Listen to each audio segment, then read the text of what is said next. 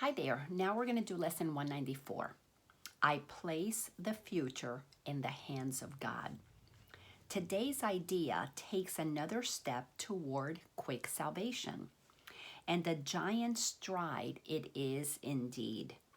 So great the distance is that it sets you down just short of heaven, with the goal in sight and obstacles behind. This statement, I'm going to let God be the one who guides my future, is such a powerful statement. It is so unlike what the ego wants to do. Spiritualized ego thinks that it knows it all, thinks that we're co-creators and we are the ones who are going to be in charge of everything. And although that is true, we are co-creating with God. The arrogance that shows up from our ego from time to time that has us, because we're spiritual, not talk to God, not communicate with God, not get inspiration from God, actually serves as a block to us being able to be lifted up and be dropped right in front of heaven's gate. So your foot has reached the lawns that welcome you to heaven's gate, the quiet place of peace where you await with certainty the final step of God. How far are we progressing now from earth? How close are we approaching to our goal? How short the journey still to be pursued? How short the journey still to be pursued. When we do the work of clearing up our story from the past, when we are no longer operating from that wounded child part, when we begin to align with the truth of who God is, and accept how God created us, we're coming closer to let God take that final step, which is basically where we totally surrender our life to God and let God lead the way. And how cool is that if we are traveling with God leading the way? Sentence number 2, accept today's idea and you have passed all anxiety, all pits of hell, all blackness of depression, thoughts of sin and devastation brought about by guilt. Because we will remove guilt from our consciousness when we are listening to God. And if God is guiding us, well, what is there to be guilty about? So we are transferring power to God to guide us, to help us develop the future that we desire. But it is a partnership that happens with total surrendering of our own way of doing things. Accept today's idea, and you have released the world from all imprisonment by loosening the heavy chains that locked the door to freedom on it. So we're still in paragraph 2. Sentence number 3 says, you are saved and your salvation thus becomes the gift you give the world because you have received. This is a very humbling process. I am going to receive that all my good comes from God and God only. I am going to receive that I am created, worthy, whole, complete, nothing is missing, so that I can play in the world. And to come from that place of humbleness requires that we allow God to take the step. And how can God take over our lives? We need to surrender it to God. Paragraph 3, in no one instant is depression felt, or pain experienced, or loss perceived. If you still have days of sadness, moments of anxiety, times that you feel guilty, moments that you feel depressed, experience loss of any kind, you haven't surrendered to accepting the truth of your wholeness. You haven't. We have to acknowledge that. If we don't surrender our limited idea that there's still something we need to achieve to be okay, that there's still something missing in us, that there's still something we need to do to be holy enough, until we accept that there is nothing missing and accept what God knows is true, God cannot take that final step, because we're blocking it by having beliefs of ideas of things we still need to do. If we need to do things, we cannot be what we are. We cannot be the wholeness that God has created. So sentence number 2 in paragraph 3 says, in no one instant sorrow can be set upon a throne and worshipped faithfully. You cannot be experiencing discomfort and know that you have surrendered to God. It's impossible. If you have sorrow still that you're experiencing, you're still doing work of undoing the ego. In no one instant can one even die. This is an acknowledgement that death is not real. And so each instant given unto God in passing, with the next one giving him already, is a time of your release from sadness, pain, and even death itself. Every instant, God, what would you have me do? I know you created me holy. We have used all kinds of bridge statements, affirmations that state, I am the light of the world. I am as God created me. My body, I'm not a body, I am free. We have said all of these statements, practice them diligently. So if you've been doing that work, then your mind is being trained to let go of beliefs that block your knowingness, as God is telling you is the truth of who you are. So this is a process of continuing to surrender. I'm not going to think things that block the truth of that I am, so that God can take that final step.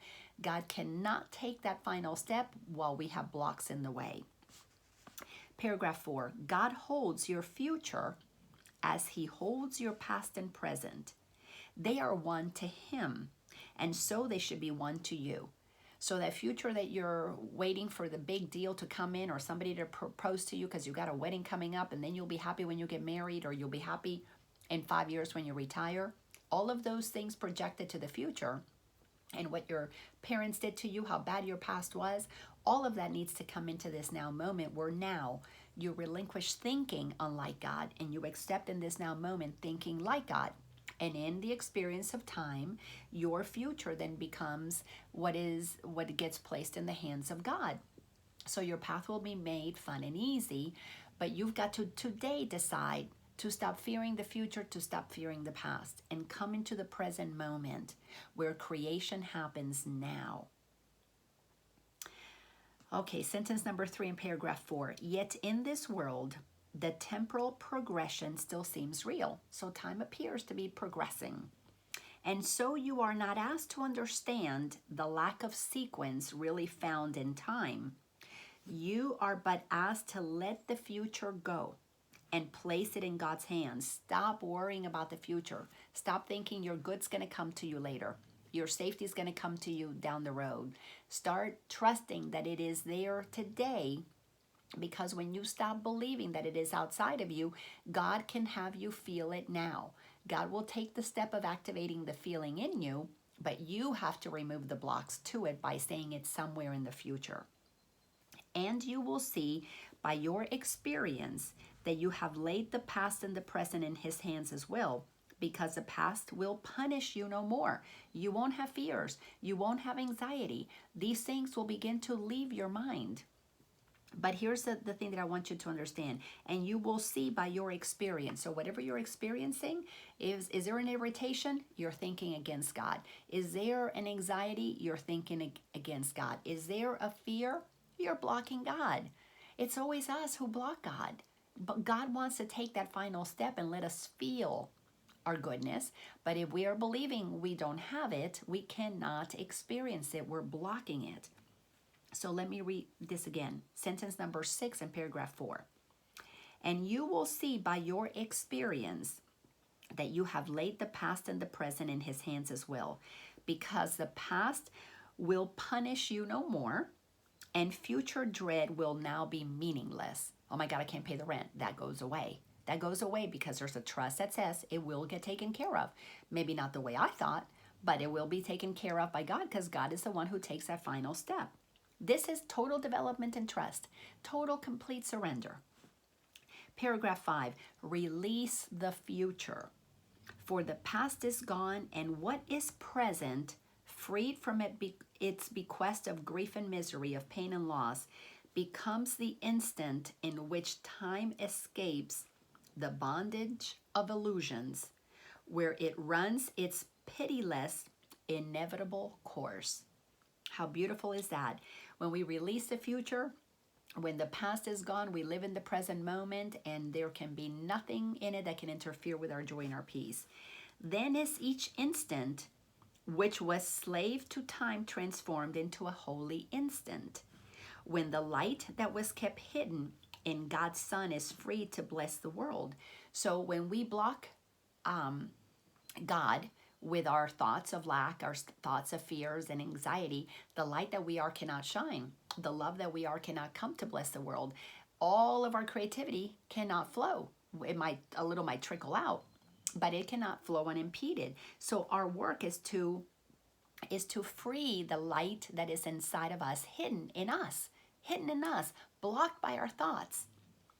Now is he free, and all his glory shines upon a world made free with him to share his holiness. Because once you know that the world cannot give anything to you, you are acknowledging your wholeness, your worthiness, your holiness. Now your holiness can be a blessing on the world. Paragraph 6. If you can see the lesson for today as the deliverance it really is, you will not hesitate to give as much consistent effort as you can to make it be a part of you. As it becomes a thought that rules your mind, a habit in your problem-solving repertoire, a way of quick reaction to temptation, to extend your learning to the world, what begins to happen here, and I really didn't read this and do it justice. Let me read it again. As it becomes a thought that rules your mind, a habit in your problem-solving repertoire, a way to quick reaction to temptation, you extend your learning to the world. So if you don't decide to make this the thing that you really practice all the time, I place the future in the hands of God. I let God, whatever is showing up, trust that it is for my higher good. Yes, we are practicing, we're working or participating with God. We are co-creating. But the first step is for us to realize that we have an ego mind that's been blocking God. Then the next step is to stop blocking God. Then God can inspire us. And then with God's inspiration, we co-create with God. It's not that God co-creates with our ideas. It's that we are inspired by ideas that then we align to let them be the reality that we are going to experience. But that cannot happen when you're thinking on your own. So it is a thought that rules our mind. And those thoughts that rule our mind are habits. So we need to create new thoughts that rule our mind, that are the new habits that we operate from, so that they become just as effortless for us to say, not my will, but yours be done, God. I want to will with you. I want you to show the way. I want you to make it easy for me because I'm your beloved child. So I expect everything to be as I like it or greater. I know I cannot see all that you can see, so I want you to be the one who brings me my good, because my mind can only conceive of this much and you can conceive infinitely. Sentence number 3 in paragraph 6 says, and as you learn to see salvation in all things, so will the world perceive that it is saved. So as everything becomes an opportunity for you to see, ooh, am I attached to an outcome? Or have I released it and surrendered so that God can be the one who plans my future? Not again that you don't participate, but you're participating with God. And who wants to plan their own future when they can have the creator of the universes planning it with us? I like it when God gives me inspiration because God can see more for me than I can see for myself. Paragraph 7. What worry can beset the one who gives his future to the loving hands of God? What can he suffer? I know I don't suffer. My future is absolutely, I trust in the perfection of my future because I trust that God only wants the best for me. After all, God created me to love me. Is it not going to shower me with wonderfulness? Of course God is. God only wants magnificence and happiness and joy and fulfillment for me. All I got to do is wait for the inspiration to align with the synchronicity so that I know which way to turn, who to talk to, what to do. That is what makes my life fun and easy. I am in partnership with God. I love that. I absolutely love that. What can cause him pain or bring experience of loss to him? I feel no pain.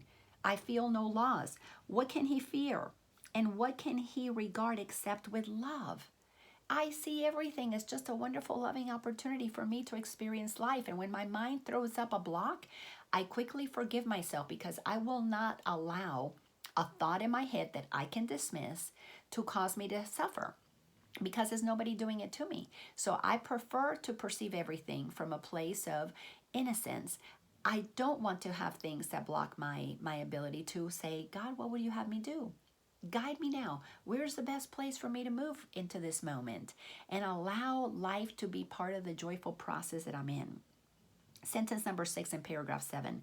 For he who has escaped all fear of future pain has found his way to present peace. And certainty of care the world can never threaten. That's right. The world cannot threaten my peace because the world does not give me anything except for a mirror for me to look to see how I'm showing up. Am I showing up as love? Am I showing up as fear? Am I showing up as judgmental or as the presence of joy? Am I trusting God or am I trying to make my own way?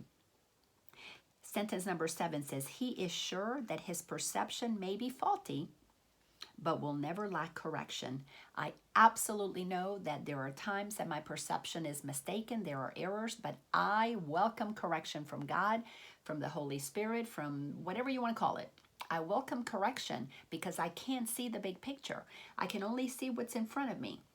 And as I begin to decide to label what's in front of me and call it or name it or fear it, then I have blocked myself. So of course I need correction. And correction comes in the loving practice of self-forgiveness. I love myself enough to forgive myself. He is free to choose again when he has been deceived, to change his mind when he has made mistakes. I love changing my mind when I've made mistakes. I love that I'm aware that I make mistakes because that is my path to freedom. It's the only thing that frees me. Recognizing the mistakes, forgiving myself for doing them, and moving on the path that I trust God is pre-planning for me, because God goes before me to make my way easy. It is my expectation, and it is what happens because God told me that that's what God was going to do. Paragraph 8. Place then your future in the hands of God, for thus you call the memory of him to come in. God, you are in charge, and of course I get filled with memories of God, replacing all your thoughts of sin and evil with the truth of love. Hello, who doesn't want to feel love? I do, but it's because I gave my mind to God. I allowed my mind to be transformed by renewing it with the thinking that aligns with what God knows to be the truth. And so much of that came from the Course in Miracles. Yes, a lot of it came from other books that I was reading, but most of the books that I've read are people's interpretations of the truth, their experiences with the truth, but Course in Miracles is God speaking the truth through Jesus. Think you the world could fail to gain thereby, and every living creature not respond with healed perception? Of course I know that my perception has been healed, and as my perception has been healed by God, I give a healed perception. I see what is out there and I perceive it as healed, whole, innocent, and complete. And as I give that, I keep receiving the joy of the innocence that is in me. Who entrusts himself to God has also placed the world within the hands to which he has himself appealed for comfort and security. Oh yeah, my comfort, my security, my peace, my joy all comes from God. That's the only place I have placed myself into. I have surrendered my ego mind, said to it, no, you're not in charge anymore. I've kicked back and laid into the loving arms of God, and in God's beautiful embrace, I am gently guided to what's next for me. Sentence number 5. He lays aside the sick illusions of the world along with mine, and offers peace to both. Paragraph 9. Now are we saved indeed, for in God's hands we rest untroubled. Sure, the only good can come to us. Sure, that only good can come to us. You know, when I began to say, I'm expecting my good to come to me, people thought of me, I was totally insane. Laina has lost her mind. But they didn't know what I was experiencing. They didn't know that I was feeling God. I was hearing God telling me. I was experiencing, enjoying the joy of having no fear. And when I had no fear, what is left in that stillness but God informing me? God giving me ideas of the good that is coming my way. God letting me know, I got this, girl. Relax, release it, and just rejoice that you don't have to plan anything. I will plan it for you and make the way easy for you. All my life, I grew up believing that I had to work hard to make my way, to push my way through, to prove my way, especially I'm a woman and I'm this, that, or the other, that I needed to work so hard to prove something. And then Jesus comes along and tells me, you don't have to prove a thing. You're already whole and complete. And I'm going, what? It took me quite a few years to let go of my striving and my doing and my needing to get, to achieve, to become. And then, oh my gosh, I'll read this again. Now I'm saved indeed, for in God's hands I rest untroubled, sure that only good can come to me. Sentence number 3 says, if we forget, we will be gently reassured through forgiveness. I quickly remember that I forgot to rest in the hands of God. I was trying to do it all by myself. If we accept an unforgiving thought, it will be soon replaced by love's reflection. I accept that sometimes I judge. I accept that sometimes I think shameful thoughts. I accept that sometimes I blast myself or blast somebody else. I accept that those thoughts arise in this consciousness. But they arise because they've been there for so long, but they don't arise hardly ever. So when they do arise, I forgive myself for forgetting that I could have chosen to let that thought go instantaneously. But if it comes up, I accept it. It's in there, so I let it go. It's just so amazing. Sentence number 5. And if we are tempted to attack, we will appeal to him who guards our rest to make the choice for us that leaves temptation far behind. When I feel the need to let somebody know what they've done, I can sit with that energy rising and go, I'm not going to do this. I'm not going to react. I'm not going to go judge somebody. I'm not going to go put them down or put them up. I'm not going to do that. And I sit back here and I say, Holy Spirit, what are we going to do with this energy? Please help me see whatever it is that I need to see, because this energy, if I let it keep going, it's going to block it's going to block love. So help me with this energy. And the guidance comes. It always does. Sentence number 6. No longer is the world our enemy, for we have chosen that we be its friend. Yes, I love the world. I absolutely want the world to know that I love it. I want the world to know that I appreciate it, because it reflects back who I'm being in the world. So I love the world, and the people that I associate are a reflection of where I'm being. It's this man that I'm dating is so kind and gentle. It's just reminding me of the kindness and gentleness that is in me that I couldn't have activated fully until I got to the place that I acknowledged it. And he came as a reflection that, yep, I'm acknowledging that about me. And you can do that about you. You can allow yourself to let God lead the way. Why? Because I want to place I place a future in the hands of God. I no longer worry about the future. It's going to come when it comes. But until then, I'm living every now moment fully trusting that God is my source, my benevolent partner, my co-creating architect. Why would I ever want to work without God partnering with me?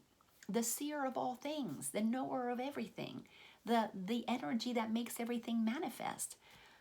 Heck yeah, I'm partnering with God. And God has my future absolutely held perfectly there. And I am moving in what appears to be time towards the experiences that are most benevolent for me and for the universe, that are the most uplifting to me and to everyone that I meet.